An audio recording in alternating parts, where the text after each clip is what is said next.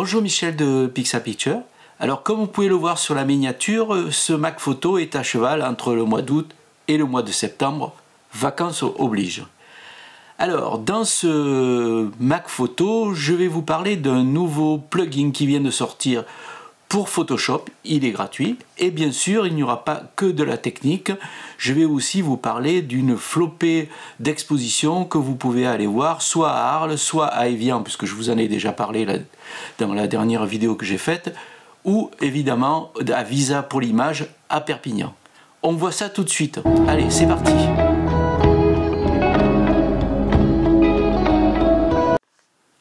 Commençons par ce fameux plugin qui vient de sortir chez Adobe. Il s'appelle Alpaca avec un C et pas Alpaga, alors que l'icône de ce logiciel ressemble à l'animal qui est proche du lama. Donc c'est Alpaca avec un C. Il se télécharge très facilement, il est gratuit.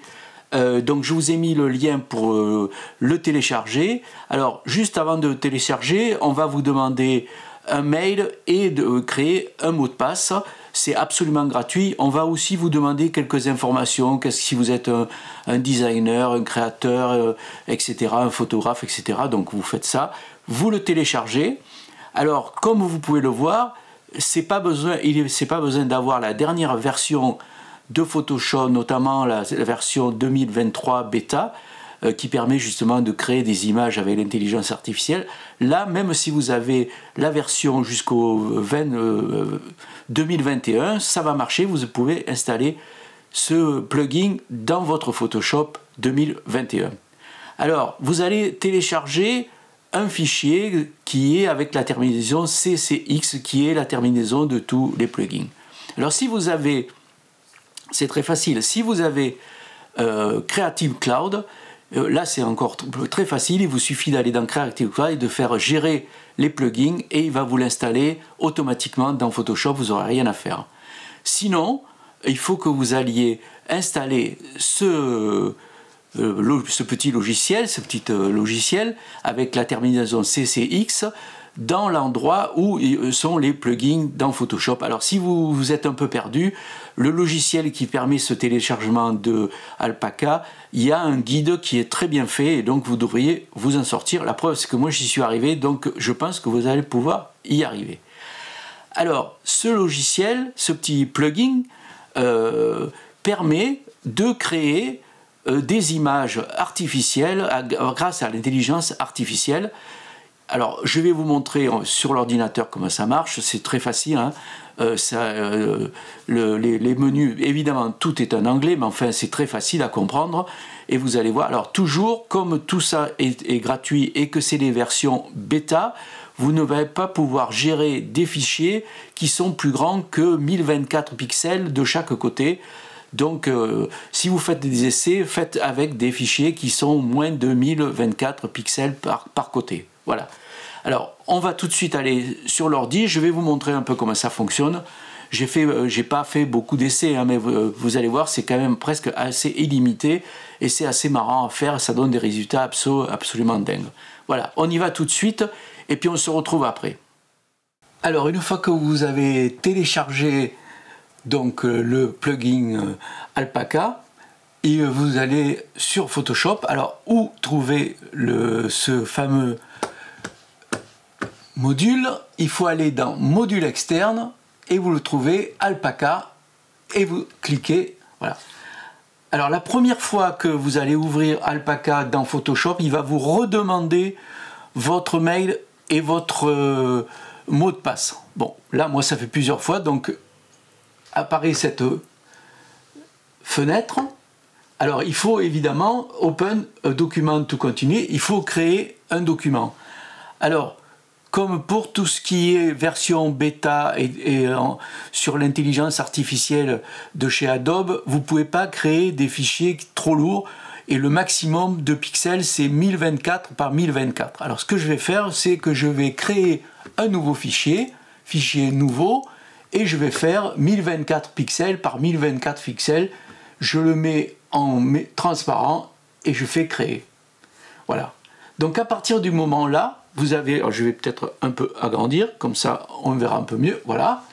Vous avez tools qui sont les outils pour créer des images d'intelligence artificielle. Vous avez Imagine, Shrek, Transfer, Fill, Upscale, c'est autre chose, et Deep. Alors, vous avez des modèles, plusieurs modèles. Vous avez Stable Diffusion, AlphaGAD, 1, 2, 3, etc. Alors, il va falloir que vous testiez un peu tout ça, parce que chaque fois va générer des images différentes. Mais bon, pour la démonstration, on va faire un truc rapide. Je vais prendre le premier. Alors, vous avez ici Include et Exclude. Alors, Include, vous allez écrire un prompt.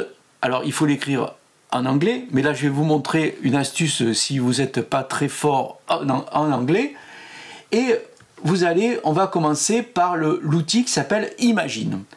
Alors, par exemple, disons que je ne sais pas bien parler anglais. Alors, je vais l'écrire en français et je vais écrire, par exemple, un singe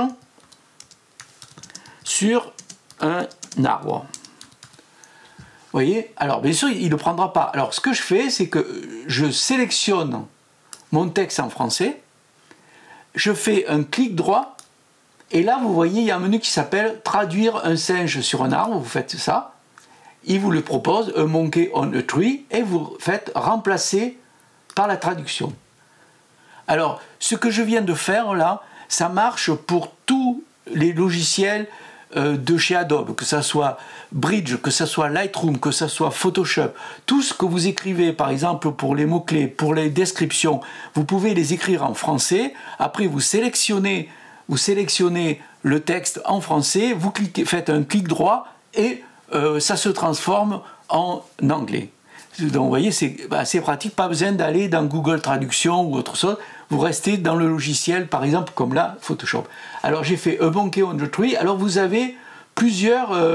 là, il vous dit qu'il faut sélectionner un endroit, évidemment. Donc comme là, moi, il fait 1024 par 1024, je vais lui dire de tout sélectionner, donc je fais sélectionner, tout sélectionner, voilà. Et là, vous voyez, arrive Generate. Alors, j'ai fait un singe sur un arbre. Il veut vous proposer de 4, 3, 2 ou plus que ça. Vous voyez, vous choisissez. Alors, évidemment, plus vous lui demandez des images, plus ça va être long à traiter. Hein.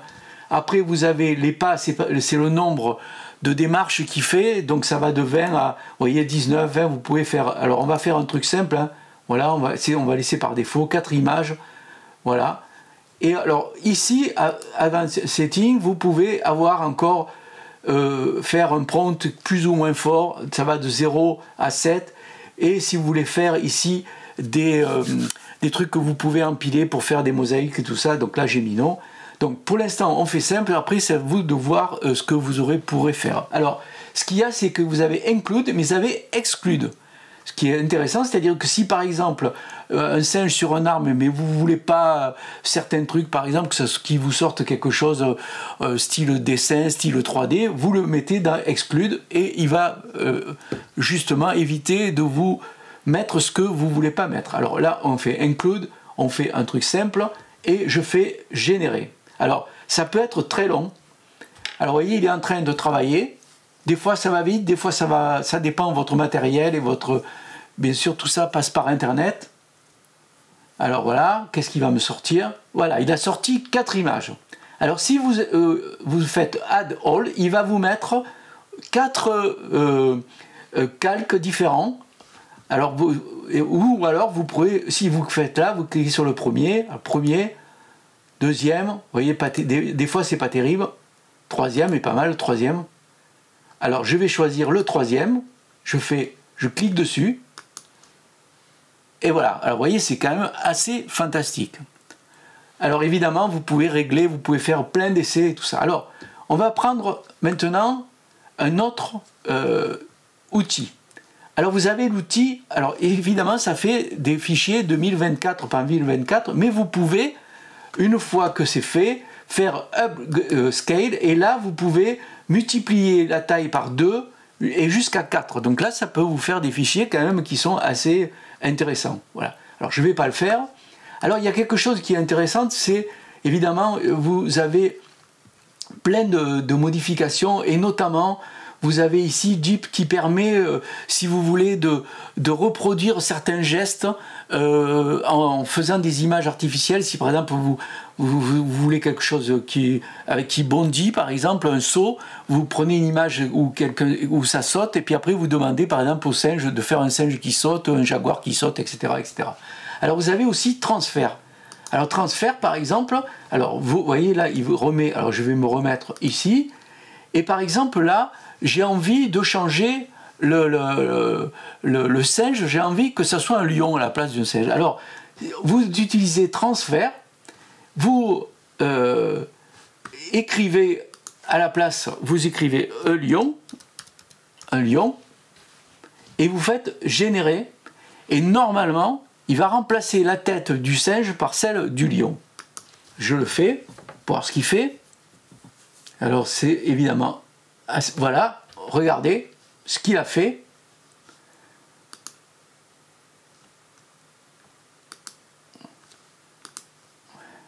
Vous voyez? Il m'a mis un lion à la place du singe en gardant un peu les mêmes principes. Donc vous voyez, voilà. Alors, évidemment, alors ce qui est intéressant, hein, donc ce système, si vous voulez, c'est que ça marche pas avec le Photoshop bêta, là, le dernier 2023, mais ça marche jusqu'au Photoshop 2021, 22, 23, etc. Donc si vous avez une version de Photoshop assez ancienne, ça fonctionne. Alors évidemment, pour l'instant, c'est gratuit. Est-ce que ça va le rester? On n'en sait rien. Alors évidemment, après, vous voyez, ça crée des calques ici, là. Vous pouvez enlever celui que vous voulez. Là, voilà, c'est le singe, là, ça revient. Et là, voilà. OK? Donc après, il vous suffit d'enregistrer. Et si vous voulez, par exemple, celle du singe, l'agrandir, vous faites... voilà. Alors, il y a d'autres systèmes, hein, je ne vais pas tout vous montrer. C'est à vous de voir un peu, de faire plein d'essais avec les différents modèles qu'ils vous proposent. Voilà. Et vous pouvez aussi créer vos propres modèles. Et après... il va créer des images artificielles en fonction de votre modèle. Donc voilà, j'arrête là parce que évidemment c'est juste quelque chose un peu pour le fun, hein. Je ne sais pas qu'est-ce que ça va donner plus tard, s'il va falloir payer, comment ça va se passer, s'ils vont le garder dans la prochaine version, parce qu'à mon avis, au mois de septembre, octobre, il va y avoir beaucoup de choses qui vont sortir. Donc j'arrête cette présentation de Alpaca que vous pouvez donc télécharger gratuitement. Voilà donc ce plugin. Alors justement, en faisant ce plugin, je voulais vous rappeler une chose, c'est que si vous travaillez pour des agences comme Adobe Stock, Shutterstock, eStock, etc., et que vous mettez vos photos dans ces agences, on vous demande évidemment de mettre des mots-clés et des descriptions en anglais. Alors plus besoin de passer par Google Traduction, vous avez vu comment ça fonctionne. Quand vous êtes sur Bridge, sur Photoshop, sur n'importe quoi, il vous suffit de taper, si vous n'êtes pas branché trop anglais, de taper le texte en français, de sélectionner le texte, de faire un clic droit et ça vous transforme le texte en anglais qui vous permet justement après de mettre ces photos dans vos agences. Autre information, l'agence Shutterstock annonce que à partir de maintenant, pour récupérer vos droits, avant c'était autour de 100 $, maintenant ils ont abaissé le chiffre jusqu'à 35 $. Donc à partir du moment où vous avez gagné 35 $, vous atteignez 35 $, vous pouvez récupérer cet argent via un compte PayPal, bien sûr. Voilà. Voilà un peu les nouvelles à propos des agences photo dont je vous parle souvent. Alors, maintenant, j'ai envie de vous parler d'exposition. Parce qu'en fait, moi, comme je vous ai montré dans la dernière portrait de photographe que j'ai fait sur Man Ray, j'ai vu une exposition formidable à Évian, à Évian-les-Bains, qui est donc valable jusqu'au mois de septembre. Mais il y a d'autres endroits où vous pouvez voir des photos, des expos photos extraordinaires. Alors évidemment, il y a Arles. Alors Arles, certains aiment, certains n'aiment pas, c'est assez, bon, c'est assez entre guillemets branché intello, mais il commence à changer un peu et se tourner sur le photojournalisme, puisque à Arles en ce moment, il y a l'expo des 50 ans, des photos 50 ans qui représentent les 50 ans de Libération. Donc vous voyez, il change un peu. Mais surtout, ce qui est intéressant, moi je trouve, si vous aimez la photographie comme moi, le photoreportage et tout ça, c'est d'aller à Perpignan. Pas besoin d'être un professionnel pour aller à Perpignan. Toutes les expos qu'il y a à Perpignan, qui sont réparties dans toute la ville, sont absolument gratuites et les visites sont libres. Alors, pour cette année, jusqu'au 17 septembre, du 2 au 17 septembre, vous pouvez aller voir ces expos. Et il y a 24 expos qui sont répartis dans toute la ville de Perpignan. Alors, je vais prendre un papier pour vous montrer tous les photographes et toutes les expositions que vous pouvez voir. Alors, je prends le papier parce que je ne veux pas oublier certains. Alors, dans les 24 expos, il y a James Ballock, Ian Berry, Nick Brandt, Michael Bunel, Gilles Clark, Dimitar Dilkov, Emily Gatwaite, Nana Eitman, Tiller X, Pascal Maître, mon pote, Sandra Mel, Laura Morton, Mad Nissen, Ebrahim Norozi, Darcy Padilla, Paolo Pellegrin, Mark Pearson. Il y a aussi une expo sur les révoltes en Iran. Federico Rio Escobar, Christopher Roger Blanquette, Natalia Saprinova, Stéphanie Sinclair et Brent Shirton. Voilà, toutes ces trucs sont assez extraordinaires. Là, je vous ai montré, tout en parlant, un peu les vignettes qui représentent un peu ces expos. Donc, n'hésitez pas à y aller. C'est vraiment un truc assez formidable. Et puis, en plus, vous pourrez avoir peut-être la chance, en vous baladant dans Perpignan, dans les cafés, de rencontrer des photographes que vous aimez, que ce soit Pascal Maître, moi c'est un copain à moi, mais il y en a plein d'autres, hein. Vous pouvez les rencontrer, leur parler, et même aussi vous pourrez, si vous avez des photos, montrer vos photos à des directeurs artistiques. Souvent il y a les directeurs artistiques de Géo, du Figaro Magazine, qui traînent dans les bars et tout ça de Perpignan, et vous pouvez leur montrer vos photos, comme ça vous pourriez peut-être éventuellement être publié. Voilà un peu ce Mac Photo du mois de août-septembre. Bon, c'est vrai que j'étais en vacances, alors voilà, j'ai pas pu en faire deux. Août, c'était trop tard, septembre, c'est trop tôt, mais j'avais envie quand même de vous parler parce que j'ai vu pas mal d'expos. Et puis, je prépare le prochain portrait de photographe. Alors, c'était au mois d'août, mon anniversaire. Je suis né un 7 août.